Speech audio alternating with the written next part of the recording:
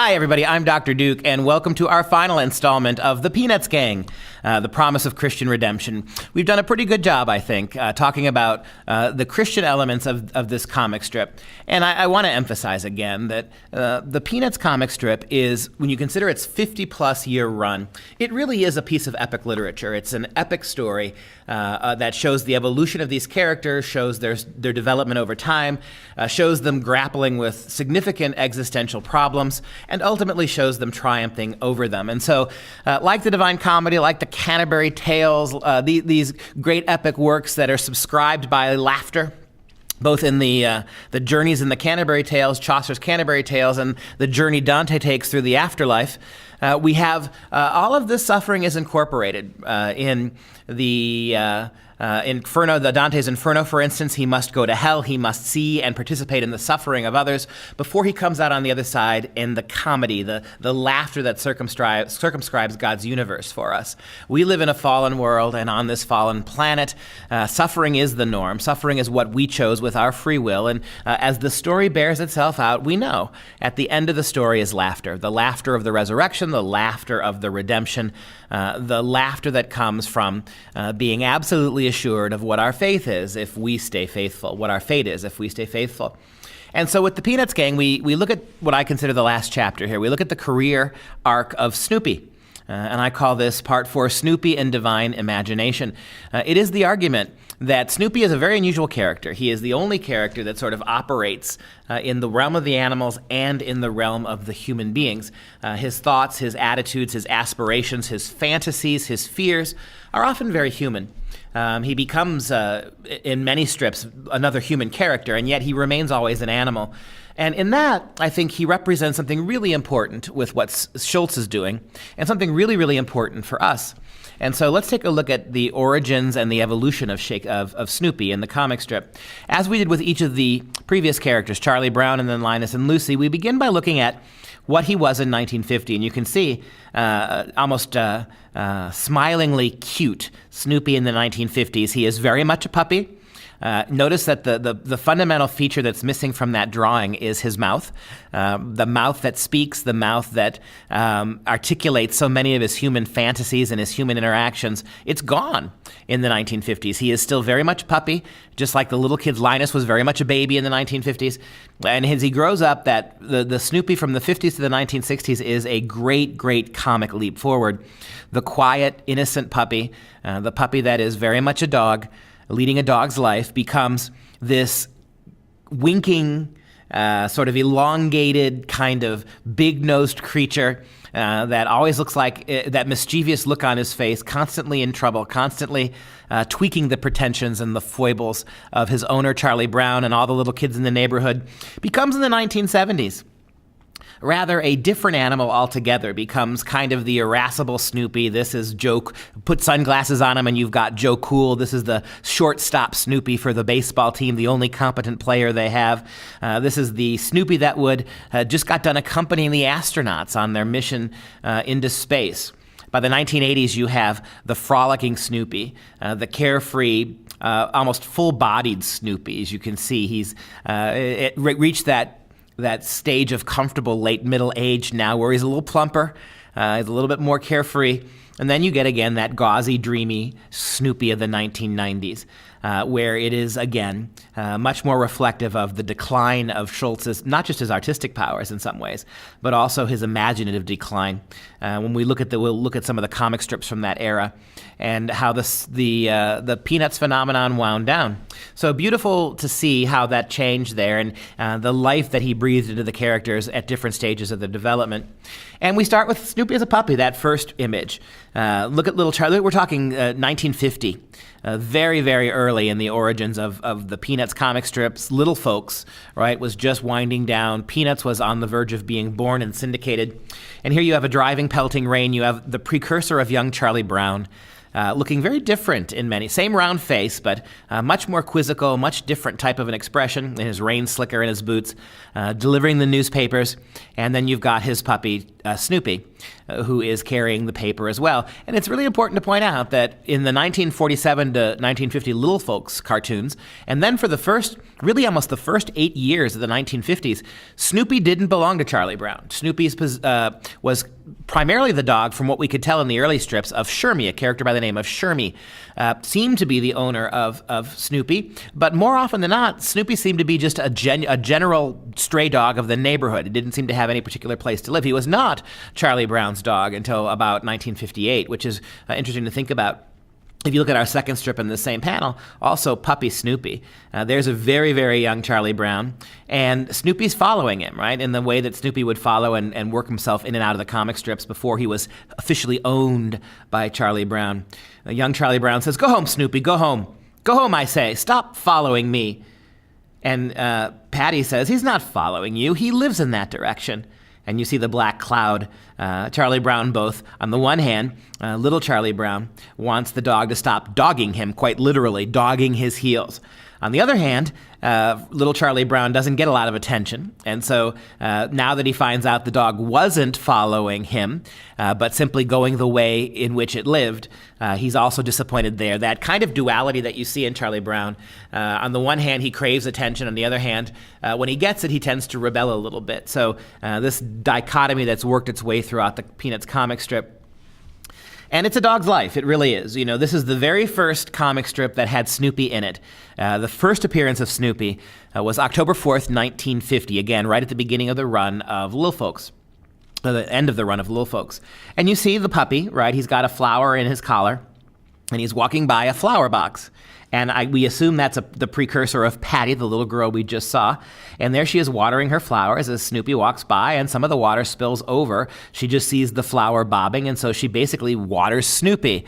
And then you see the drooping flowers, a very confused little puppy sitting in a puddle of water, and off we go. And that's the introduction, a very different kind of portrayal of Snoopy. Snoopy is somewhat hapless, Snoopy as out, not in control as he so usually is.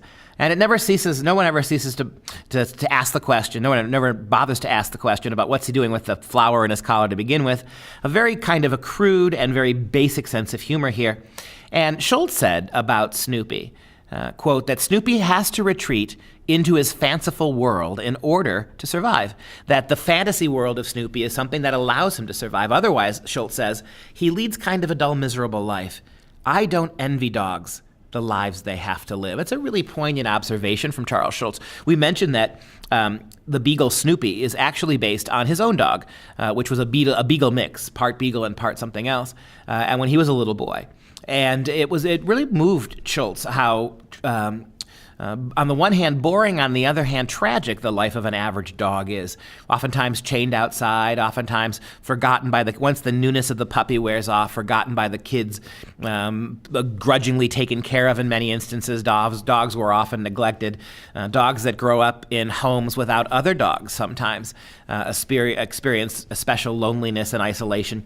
Snoopy seems to suffer from all of those things. And it's a mark of Schultz's tremendous empathy that he was drawn to this, to dogs and to how dogs suffer, and how much effort he went into giving Snoopy both physical life, and intellectual life, and emotional life, and, as we're going to see today, to a spiritual life. So I don't envy dogs the lives they have to live, Schultz said. And if we continue with that theme, Schultz also said, Robert L. Short, who was a great an author and a minister, Robert L. Short wrote a series of books on the Gospel according to Peanuts, the parables of Peanuts. So Robert L. Short, if you're interested, by the way, in further reading on this subject, look up Robert L. Short's The Gospel of Peanuts, the Gospel according to Peanuts, and you'll get a sense, a book-length treatment of some of the themes that we've brought out here today and over the course of our series. But Robert L. Short, writing about Peanuts and about Snoopy in particular, made this observation, quote, as Schultz himself has pointed out, Snoopy is capable of being one of the meanest members of the entire Peanuts cast. He is lazy, he is a chow hound without parallel, he is bitingly sarcastic, he is frequently a coward, and he often becomes quite weary of being what he is basically, a dog. He is, in other words, a fairly drawn caricature for what is probably the typical Christian. And I think that's a really beautiful observation, that as Christians, we can be inordinately mean, we can be self-centered, we can be lazy, we can be materialistic, we can be sarcastic and downtrodden and depressed and weary. And even though we know the answer, and even though we know how the story ends, and even though we know that redemption and salvation have already been worked out for us if we are faithful to the conditions of that salvation, nevertheless, we behave this way. And so a very interesting observation from Robert Short that for all of Snoopy's dancing and cavorting, for all of his wonderful flights of fancy and all of the wonderful laughter he's given us, he can be, in many respects, worse in some manner than some of the more some of the meaner kids in the strip over the course of its run. Something to keep in mind, right? And I think this duality is where I want to go today. If we look at the next strip here, it's something called the rational amphibian. You think about what human beings are. Human beings are creatures that have one foot in the animal kingdom and one foot in the angelic host. We are, at one and the same time, animals, and we are part spirit. Andrew Marvell, the great Renaissance poet from the 17th century, he actually used this phrase in one of his poems.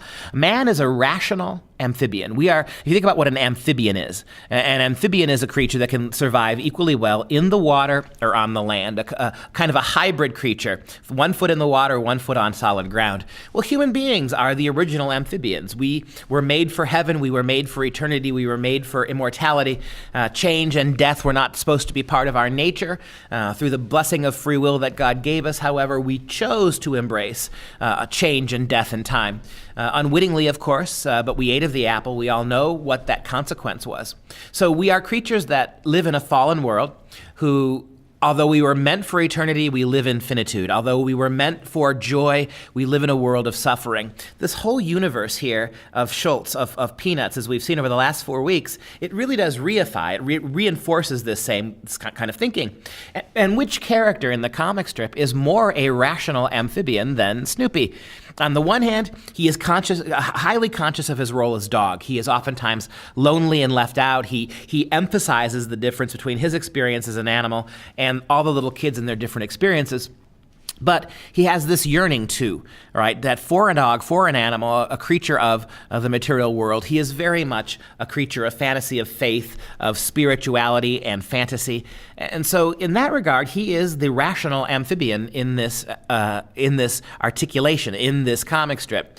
He has one world like human beings in general, one world in kind of a spiritual, imaginative realm, and one very much in the animal realm. You think about all those wonderful comic strips with him and his supper bowl, right? It's as if he lives and dies for his food. On the other hand, he shows tremendous empathy and outreach to the other characters emotionally, too. And so in that regard, we have here, I think, Schultz's finest articulation of this neurotic combination. And I mentioned this in a previous episode. It's neurotic, isn't it? To be human, to be conscious. We're the only animals, as far as we know, outside of Snoopy. We're the only animals who know categorically that we are animals, right? We know that we are animals. We know that we have animal bodies. We know those animal bodies are going to die in the real world. However, we're also aware of that which is immortal about ourselves, that eternal part of ourself. And so the argument goes is that the source of all what psychiatrists would call neuroses is trying to accommodate a body and a soul meant for eternity with the realities of physical existence in this realm. And if you look at this comic strip here, you get a great idea of this. Little kids, right? This is from the 1950s. Everybody's still babies. Little Lucy's a baby. Linus is actually crawling in that first panel. And Schroeder's playing the piano, right? And so play that thing, will you, Schroeder? Snoopy's going to give us his dance. And so the classical pianist Schroeder, the little child prodigy, puts aside his Beethoven for a moment and starts hammering those keys in something that Snoopy can dance to. The little dog clears his throat and begins to dance. One of the very first articulations that we have in the comic strip of Snoopy just giving in to the emotion and the feeling of the moment, dancing away. Here we go, says Schroeder. There's Snoopy cutting a caper. All the little kids are clapping their hands and they're cheering him on. Hey, hey, hey. And when it's over, little Violet looks down at Snoopy and she says, "That was swell, Snoopy. By the way, we're going to serve lunch now. You have to eat in the kitchen." All right, and this is a shock, right? The same little children that were cheering him as if he was human like the rest of them now are relegating them to the kitchen to have his dinner. Not fit to eat with humans, dog germs and all of that. That was swell, Snoopy. By the way, we're going to serve lunch now, and you'll have to eat in the kitchen. And he thinks to himself, the kitchen. And in these early strips, of course, it was always the blurred line around the talk bubble. It was a thought bubble. It wasn't him speaking, it was him thinking. The kids couldn't hear what he said. And the kitchen, he says, how about that? I'm good enough to entertain them, but not good enough to eat in the same room with them. That scowl on his face, he stalks off. I'll show him. I'll go home. What do I care about their old lunch? And as he's getting ready to leave, Violet says, oh, here's Snoopy. Here you are. Here, 3 kinds of sandwiches. A salad cake, ice cream, and hot chocolate. 3 types of sandwiches, salad, cake, ice cream, and hot chocolate is what Snoopy gets for his meal, even though he has to eat it in the kitchen. And you see the exclamation points, right? That moment, that conscious moment, that existential moment we've been talking about, where the dog rears back and thinks about this. And he thinks to himself as he eats his lavish lunch, his human lunch, pride is a foolish thing. Pride is a foolish thing. And we think about how pride goeth before the fall, and we think about how pride is the chief of the 7 deadly sins, and we think about how pride is the originary sin of mankind. It's the first sin of Lucifer when he became Satan, the presumption that he could be as great as God. It's the first sin of Adam and Eve, right, who are tricked in the garden, that if they eat of the fruit, they will become like God. So pride here. And Snoopy, right, as an animal, he gets his dander up, he shows his dignity. I'm fit to entertain for you. You'll treat me like a person in other ways, but when it comes to my lunch, I have to eat it separately, but it's the same lunch, right? And so Snoopy comes to have to navigate this problem of being a rational thinking amphibian, a creature, again, very much with earthly passions, earthly appetites, needs, wants, and desires, but a creature with something inside eternal that pulls us in a different direction from our material wants into a realm of spirituality and imaginative fantasy. To beagle or not to beagle? Speaking of existential questions, to be or not to be? Well, this is the big question for Snoopy. To beagle or not to beagle? If you look at the comics, it's also the question for us as human beings. Hamlet's query is very much Snoopy's query, to be or not to be. This is the quintessence of an existential question, isn't it? What should we be? If death is death, and that's the end of us, if, as Dostoevsky says, the irises grow over our grave, and that's the end of us, that's all we are, then why shouldn't we be like animals? Why shouldn't we give ourselves entirely over to the animal? If, however, to beagle or not to beagle, if there is more to life than just animal, if after we die, if death is a window or a doorway instead of a dead end, well then all the reasons to treat this world as a fleeting thing and to put your emphasis on the next world, that becomes paramount.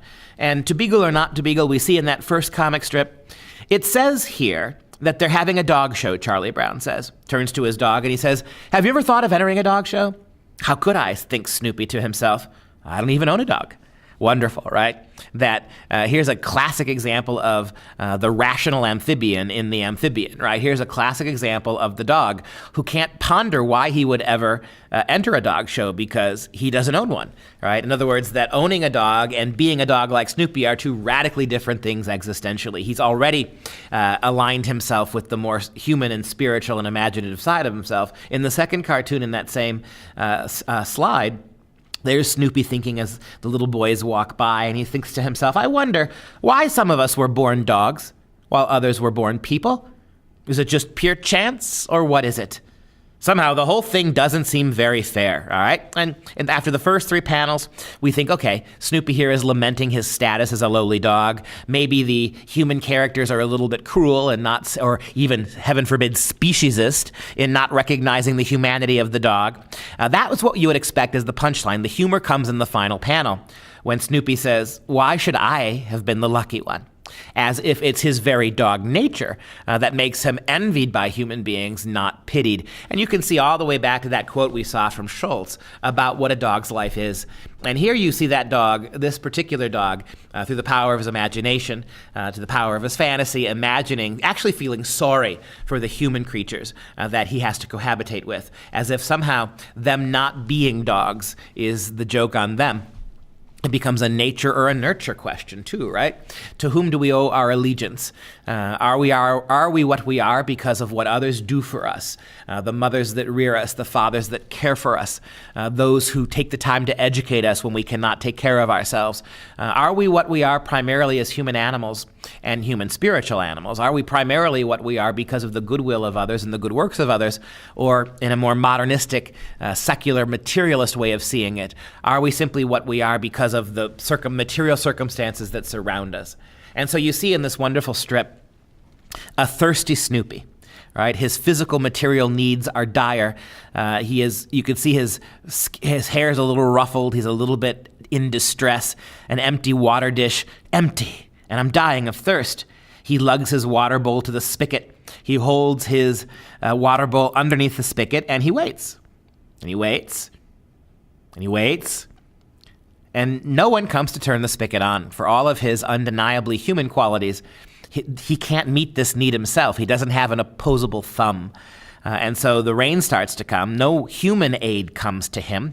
No one fills his water dish. Charlie Brown has been remiss in his obligations to keep the dog stocked with fresh water.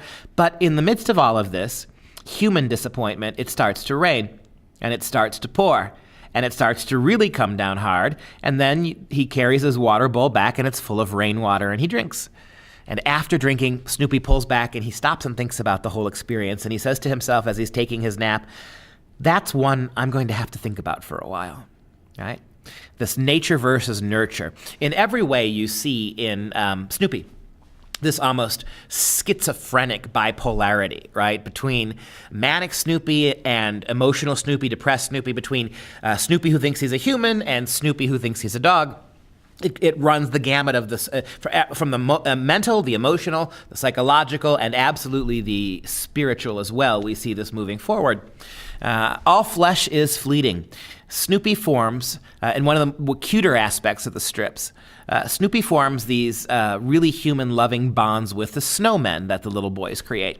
You think about it. If we go to the cartoon, you think about it. If those little boys are Charlie Brown, Lucy, Linus, they're all off at school. They can only spend so much time outdoors with Snoopy. Summers are great. They can play baseball. They can be together. But during most of the school year, Snoopy's left to his own devices.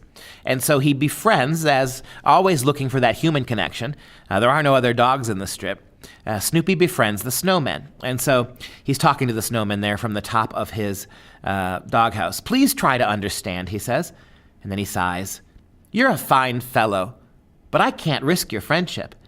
He thinks to himself, every time I become close friends with one of these snowmen, the sun melts him away, and I'm left broken-hearted. I can't stand the agony, the terrible sense of loss. I've been hurt too often. Although I will admit, he says to the snowman, you have been a good neighbor. You look quite handsome with your coal eyes and your carrot nose.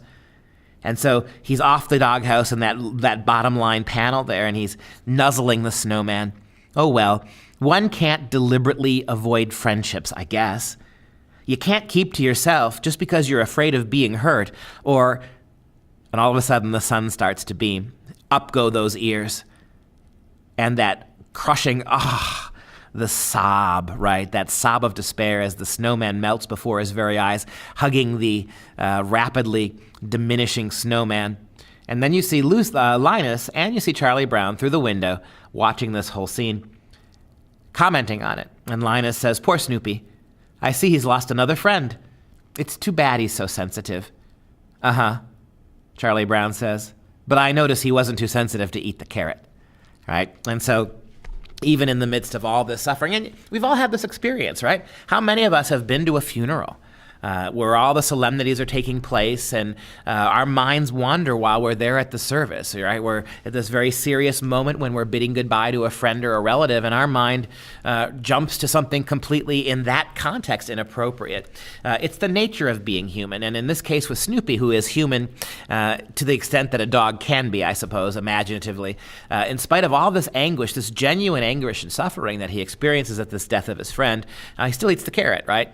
And so the the way that Linus and Charlie Brown are sort of analyzing him is really kind of interesting. Linus's comment that it's too bad that he's so sensitive, and I think Schultz's point is exactly the opposite. It's the sensitivity that makes him what he is. Eating the carrot is something any dog might do, right? Ignoring a snowman is something, or using it as a substitute for a fire hydrant to pee on is something any dog might do. But this particular dog, in his rational amphibianness, he bonds with and mourns and grieves over this melting snowman in the way human beings might grieve over a loved one. And there is something really touching and poignant about that that suggests a depth here and a complexity, spiritually as well. And if all friendships are fleeting because of what the sun does, what the revolution of time does to us, we also know that all friendships are frail too. And in this next panel, there is Snoopy. He has thrown himself on top of his friend the snowman, begging the sun, right, as if begging God, right, to spare him, as if using the power of his physical, mental, emotional might to, it's a prayer, isn't it? Please don't melt him, he says to the sun. And as the snowman continues to wither, he's my friend, he's a good guy. Please don't melt him. Please. He's never hurt anyone in his life. Please, please. And then he finds himself on a crumpled mass that was his friend. Rats, he says. Rats. Boy, rats, that's a great, it's like good grief. Good grief we talked about before is an oxymoron, right? In the same way that a rational amphibian is an oxymoron. One of the great paradoxes of Christianity, that grief can be good, right? Charlie Brown, whenever he's most fed up or most disappointed or disillusioned, he'll say good grief, right? The idea that there is, in spite of the suffering, something coming out of it, right? That circumscribes the suffering, that makes that grief even beneficial in retrospect. And you see it here. Rats is Snoopy's version of this, right? What do you say when faced with these kind of contradictions, with the reality of what life is? So friendship is fleeting. Life itself is fleeting. And we turn to our third slide in this series. Love, too. Human love is transitory. Human love doesn't last. Human love is a really poor replacement for the source of love that should be anchored beyond the material realm, beyond that which melts, beyond that which can be decimated by the sunshine. I'm talking obviously here about the eternal, the love of God. And if we look at the third slide in the series here, there's little Woodstock with a big heart, right? And he's looking up with joy and love in his eyes, and all of a sudden, quizzical, the question mark, he looks down, and then a bemused look. And it's amazing how Schultz can convey three radical, different kinds of emotions with a simply drawn little bird like that in profile. The first one with the smile and the big eyes, right, shows his love, and of course the heart helps. Then the second one, the quizzicalness, right, what happened here? And then the third one with the two eyes facing frontal, the same profile, right, suggests the quizzical nature, the existential nature of what just happened here. Well, what just happened here is you had a whole life and death in the space of the fall of a snowflake. Snoopy, pondering the situation, says, never fall in love with a snowflake, right? So as the snowflake comes cascading down, gently wafting down, Woodstock fixes his eyes on it, falls in love with its beauty, its uniqueness, its radical individuality. No two snowflakes are ever the same. Not two people made in the image of God are the same people. Falls in love with that, watches it cascade, its graceful flight downward, and then boom, it lands. It's as flat now and amorphous as the snowman who has retreated back to the snow from whence he came. That's a great image, isn't it? The snowman retreats. It's almost like, remember, snowman, that you are snow and to snow you shall return. Remember, man, that you are dust and you will become part of the dust out of which you were made, the clay, the loam that is the earth. And so consequently, you have in these 3-panel slides with nothing more than a heart, a question mark, and a quizzical look, you have the standard run of human life, right? And Snoopy's existential reflection upon it. Falling in love with these creatures, loving these human things, these material things that pass through nature into eternity. There's a lot of grief there. That's the sorrow of what it means to live in a fallen world. But there is also joy and innocence. And if we look at the next comic strip, there are moments when Snoopy, far from being human or wanting to be human, aspiring to human achievement, he becomes something else. And in a way, Woodstock balances this out. The one thing that for a long time, up until the 60s, that Snoopy was really missing was other animals to contextualize, to make sense out of his human fantasies and imagination. By creating Woodstock, I think Schulz, the older he got, really did begin to see the benefits of balancing spiritual, fantastical, imaginative human Snoopy with something a little more animal. Certainly Woodstock fits this role. And it's Christmas. And so there's Snoopy, again, not inside with the family. He's outside in his doghouse. Everybody's inside opening presents, and there's Snoopy on his doghouse. And his only companion is Woodstock. And he says, "Merry Christmas, little friend of friends." It's a beautiful formulation, right? Little friend of friends. Christmas is a good day for our kind, and that hug. Christmas is for the innocent, and we're as innocent as they come. And that's right. You know, animals do not share in the fall, other than to suffer for it. Animals did not choose. They did not have the rational capacity to disobey the orders of God. They did not in themselves sin. And yet they have become really the repositories in many ways of human mistreatment. As human sin has magnified, animals have paid a terrible price at the hands of human beings. Even dogs, as Schulz said, right? Dogs, the animals that we have bonded the most with, the animals that we have bred to be loyal to us and dependent upon us, how many of them every day are mistreated? But this innocence thing here is really kind of beautiful, that unlike human beings who aren't innocent, who are guilty, animals remain innocent. And yet, they suffer the brunt of human mistreatment, right? A good deal of our sinful nature has been taken out on animals over the years. And this is not believe me, this is no people for the ethical treatment of animals statement. Animals are not people.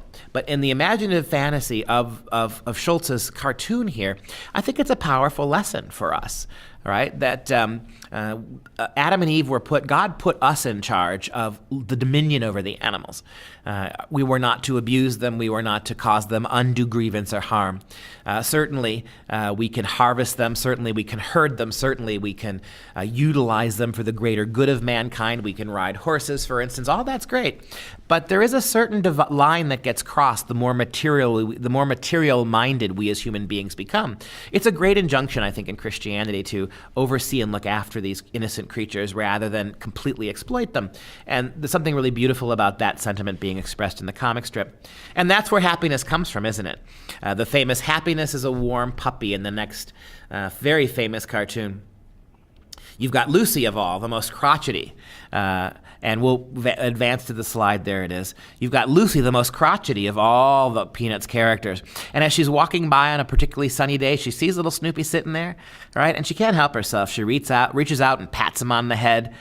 And a pat gives rise to a really profound hug, right? A beautiful hug between Snoopy and Lucy.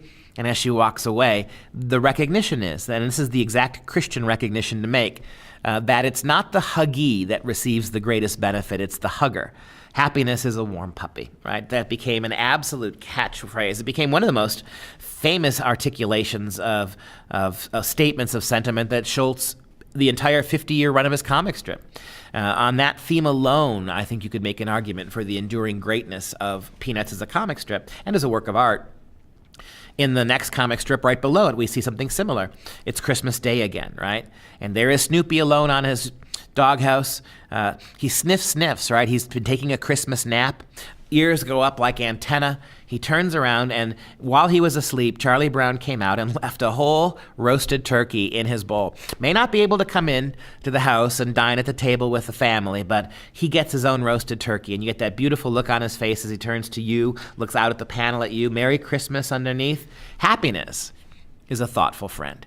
And you see, really, the deep interplay back and forth between the human characters and Snoopy, and how everything depends on the emotion and the beautiful primal, for lack of a better word, I think it is. It's overwhelmingly Christian sentiment that gets expressed, especially at times like Christmas.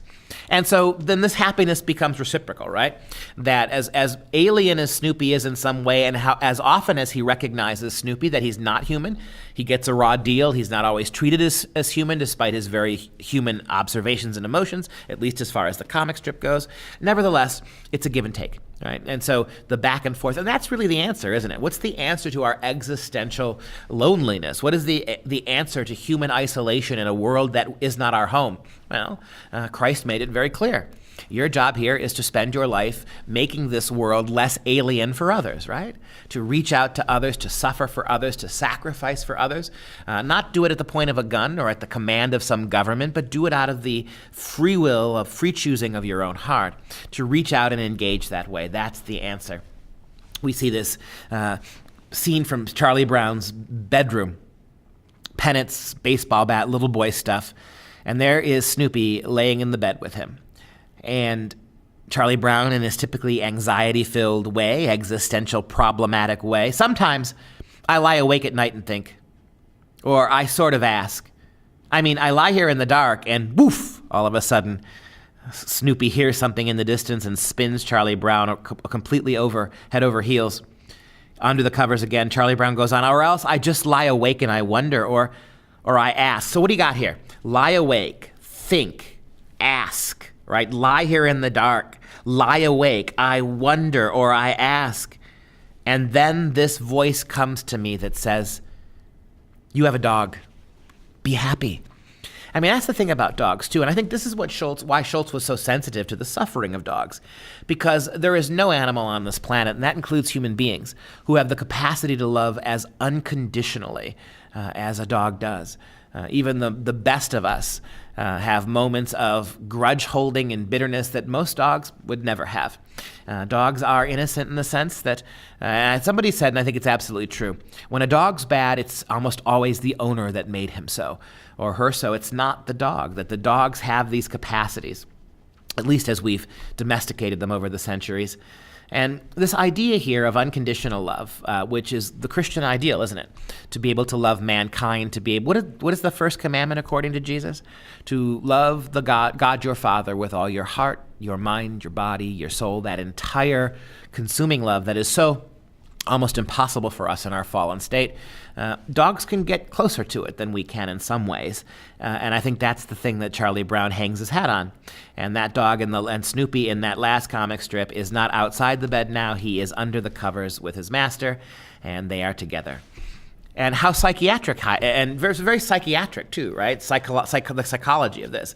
We talked about how on every level, mental, emotional, spiritual, even psychological, rationally speaking, the happiness comes this way. And so if you look at this panel here, there's Lucy in her sort of crass way.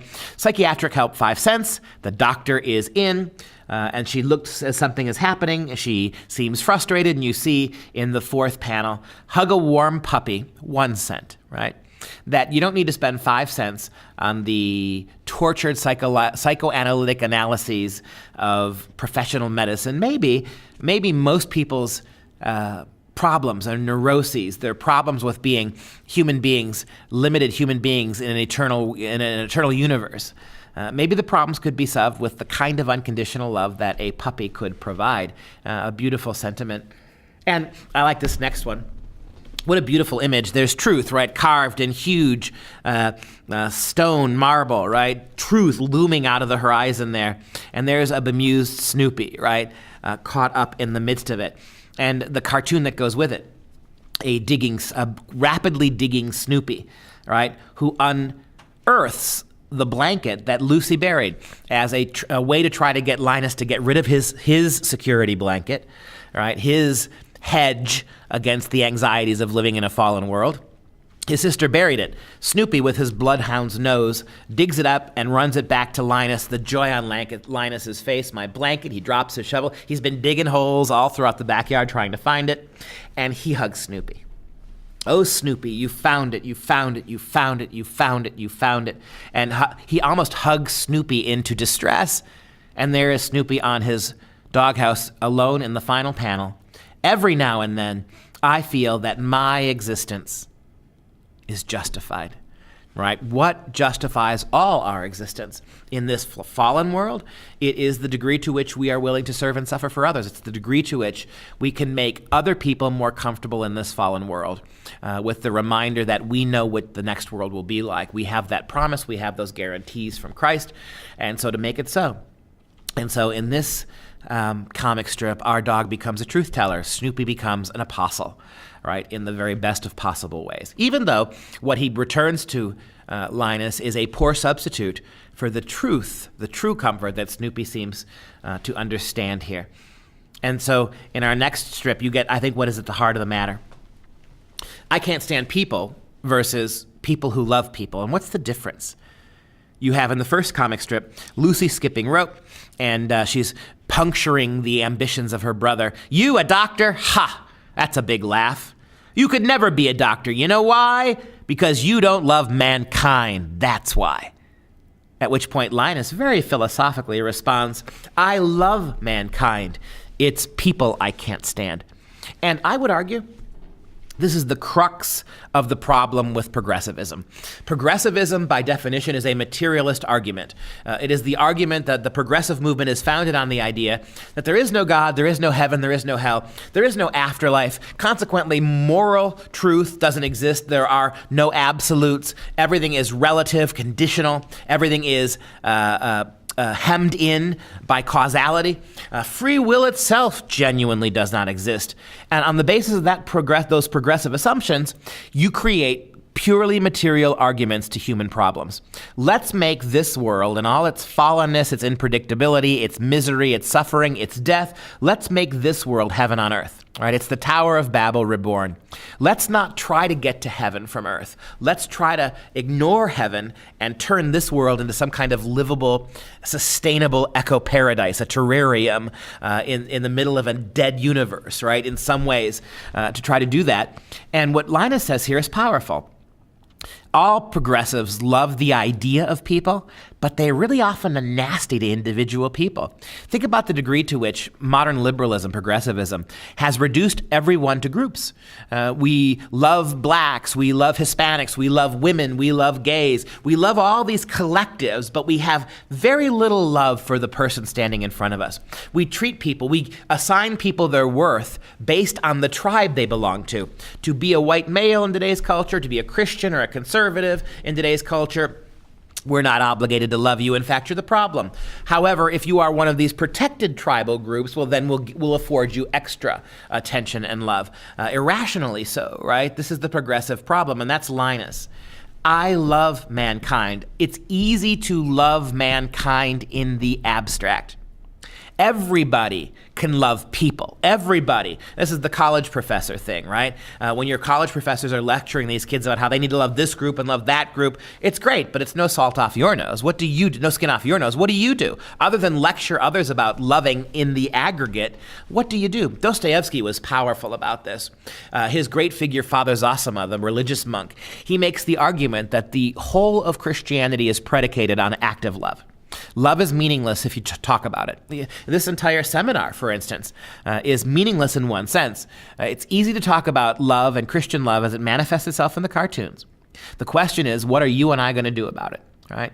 If we take this information, we smile at it, and we move on and forget it, then it's a dead thing. All right? And then we are progressives in that regard. We can love in the abstract, but when it comes time to loving the person in front of us, the people who frustrate us, aggravate us, fail to appreciate us, betray us, gossip about us, in our inability to love them, well, we've launched back into the same problem. I love mankind. That's easy to do. I love this group, that group. I love people. Right? I love the planet is a wonderful argument. It's easy to love the planet in the abstract. Question becomes in the next comic strip how you fix that. There's Snoopy encountering Schroeder and Charlie Brown, and he comes at them with open arms, right? Very human, up on all his two hind legs with that big goofy grin on his face, that huge gaping smile. Notice the sort of stoic facial expressions of Schroeder and Charlie Brown. He immediately hugs a quizzical Schroeder. Then he turns and hugs Charlie Brown, at which point Charlie Brown turns to Schroeder and says, he loves people. That's the difference, isn't it? There's something very conservative about that, something very Christian about that. As Ayn Rand once said, when will people realize that the smallest minority in the world, really the only minority in the world, is the individual? And as we become more godless, as we become more selfish and materialist, we see the answers only in collectives, right? The needs of the many outweigh the needs of the few. That Star Trekian kind of maxim, right? Utilitarianism. It's okay to if making 1 million people happy requires murdering 1,000 people, then we got to do it, right? The simple mathematics of it. If we can abuse an individual at the expense, if we can abort an individual child in the womb to benefit a family or a community, we have to make that calculus. It's calculus, right? It's mathematical, but we know better. Snoopy's argument here is the right one. The argument of Snoopy here is the right one. Schultz's argument that the minute, and this was Christ's argument, Christ did not come to talk to collectives. He had no business with them, right? Whether it was the collective of the temple or the collective Romans, he had no interest in that. Christ's messages were delivered face to face to other individuals. And in this regard, that's it. If you genuinely love individuals as individuals, there is no possible way you can discriminate against them on any other basis if we recognize that. And if we move to the next strip, the psalmist makes an interesting point. As we wrap up here, there's Charlie Brown in his easy chair reading. Down hops Snoopy. He bam, bam, bam, kicks at the door. He comes in. Is it supper time already? I'm sorry, Charlie Brown says. You may not believe this, but I was reading the book of Psalms. How many little 8-year-olds sit in an easy chair reading the book of Psalms? And how much better would they be, those little 8-year-olds, if we familiarize them with the Psalms at an early age? I'm sorry, you may not believe this, but I was reading the book of Psalms, and I forgot what time it was. Snoopy goes into the kitchen, right? This is clearly 1980s Snoopy. He's piling the food on his plate, and Charlie Brown says, "What are you doing?" And he hands him a Bible. He takes Charlie Brown's Bible, opens it up, turns to a particular page, and hands it back. Now what, Charlie Brown says. Charlie Brown reads the verse that Snoopy has opened to, Psalm 50, verse 12. "If I were hungry, I would not tell thee." And off he goes with his food. Charlie Brown says, "Give me 2 weeks, and I'll find a verse to answer you." Of course, the beautiful implausibility of Snoopy knowing exactly where to go in the Gospels to give this wonderful rendition to him. But if you look at Psalm 50, it goes more than that. Immediately after the passage where God in Psalm 50 is talking to the Israelites, and how the Israelites have once again betrayed him, and how they're going to have to be punished until they come back to him. Right after this phrase, when God says, "I don't need your sacrifices, I don't need your blood sacrifices," the Lord says to Israel, "Do you know if I were hungry, I would not tell you? It is not for you to feed me, it is for me to feed you." But immediately after that, in Psalm 50, it reads, "Offer unto God thanksgiving, and pay thy vows unto the Most High, and call upon me," the Lord says, "in the day of trouble. I will deliver thee, and thou shalt glorify me." I will deliver you, and you will glorify me. And what is it that you must offer me, he says? It's not the blood of lambs, it's thanksgiving. Pay the vows you have made to me, right? And so there's a beautiful give and take here in how this plays out. And as we end, take a look at the last 2 sets of comic strips to give you a final understanding between early Snoopy and late Snoopy. In early Snoopy, there he is. He's young, he's athletic, he's agile. We see his teeth. He's chasing something that appears to be a ball. He opens his mouth, and whatever that is floats delicately between his teeth. He carries it back, and it turns out it's a soap bubble. And Charlie Brown and Schroeder are standing there, and Charlie Brown says, "Boy, what a touch. Snoopy's the only dog in the world who can retrieve a soap bubble." And so delicate is Snoopy's touch that he can carry that soap bubble without breaking it, right? And there he is up on his hind legs, returning it to his master. In some ways, life is that fragile. Are we capable as human beings of taking the fragile nature of life, the fragile souls and psyches of the people around us? Can we carry them back to our master with the same delicacy and preserve them intact? Can we give back to our God what the delicate, transient, fragile things he's given to us? Can we return them intact to him? And if you look from the 1960s all the way to the 1990s at the end of the strip, you see a similar theme revisited. This is Linus's little brother rerun, blowing soap bubbles, right? And there's Snoopy, exactly the same. What do I mean by gauzy? You see how age and time has allegorized, has abstracted in many ways. The realism of the early strips. Age will do that to you. Experience will do that to you. And so he blows the bubbles, rerun. Snoopy brings them back, says, you don't have to bring them back. You don't have to bring them back. That's not why I'm blowing them, right? So you rerun the whole situation. It's like that great story, as we close out here, about a doctor was talking to a patient. And the patient was terminal, and so the doctor had to explain to the patient that he was dying. And the patient was having a difficult time coming to grips with all of it. And at that very moment, the doctor's dog starts scratching at the door. And the doctor goes to the door, opens it, and this dog, the doctor's dog, comes bounding into the room, jumps up in the doctor's lap, and starts licking him and carrying on. And the doctor turns to the patient and he says, well, see, this is exactly what I'm trying to tell you. This is the very first time this dog has ever been at my office. My wife just dropped him off. And did you see what he did? Even though he'd never set foot in this office before, he scratched at the door. He couldn't wait to get in. The minute I opened the door, even though he had never seen this room before, he had no idea what or who might be in it, he ignored everything else and he jumped into my lap. That's how I, the doctor said, envision God and my role with regards to God.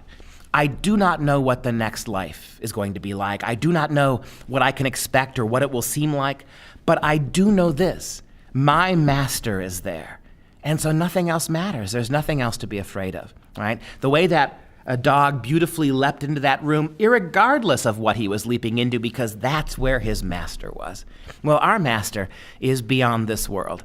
And ours is a world of soap bubbles and a world of existential binaries that we can't reconcile here. So to be able to reconcile them, we need to be like Snoopy. We need to be mindful that it's fragile. We need to be mindful that we always ultimately have to return the gifts that we've been given back to the Master and not worry about how we get there, just get there. And I think that's a wonderful way to end this. And so 4 weeks on the Christian undertones of Charles Schulz's remarkable Peanuts comic strip.